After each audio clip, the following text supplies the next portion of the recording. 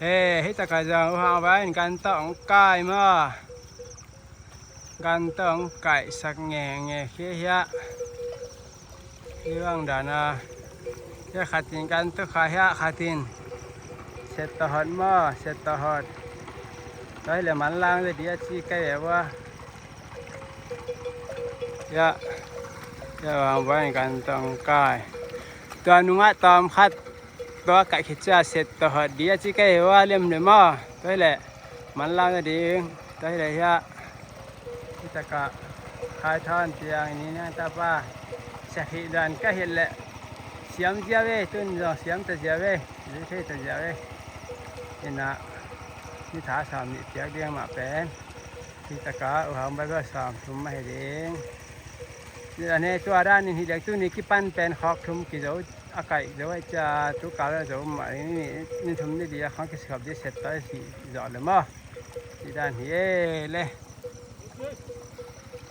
ด้านนี้ก็จะก็เห็นแล้วลำดาวเต้นแล้วนะล่ะลำดาวอูมาที่เชียงเหี้ยมาจังเดี๋ยวไหนแล้วป่ามะอีสักเตลำคลองอินโจใต้นี่ยังเต้นอีสักเต้นโจใต้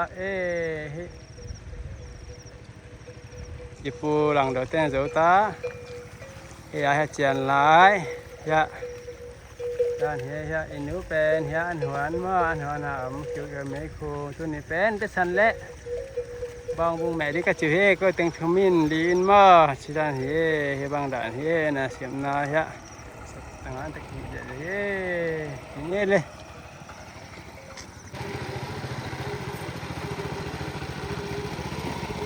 อาบ้านบานาเฮียหลักที่กับคิว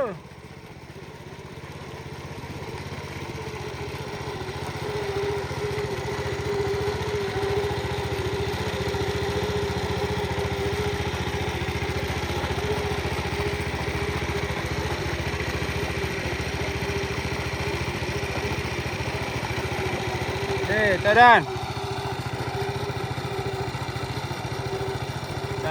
เสร็จต่อเดี๋ยวนี้เดี๋ยวทำขึ้นไปเดี๋ยวนี้ของขึ้นไปปั้นตัวเนี้ยที่จะมาเด็กตาที่ได้เนี่ยเสร็จต่อหิโจเดียหิเลี้ยงกิมันล่างเดียที่ด้านนี้หลักหิกอบเราดีนะเบ้บ้านบ้านนะกินเองสักเบ้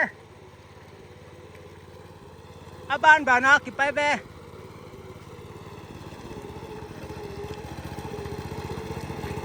แต่ของยังอาสาจันมังเดียแต่สาจันมังเดียบ้านไปแล้วจริง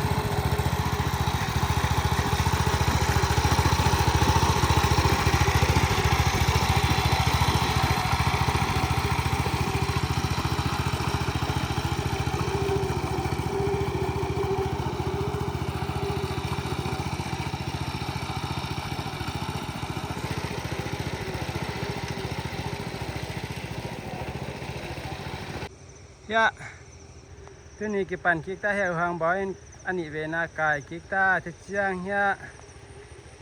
คายท่อนเปียนี้เนี่ยตะป้าเสถอดานก็เห็นแหละล้อมาไม่มันจะหอเทเจียเวตื่นมาเสถอเทเจียเวเดินเชียงเห็นลายแรงไปด่านดีเห็นแรงบ้านนาเห็นดีจีเห็นแรงมาที่ป้าเป็นล้อมาเจียเวเสถอน้ำมาเจียเชียงจะหักนอนเราดีเจียวางไว้นะกัดตัวนี้กัด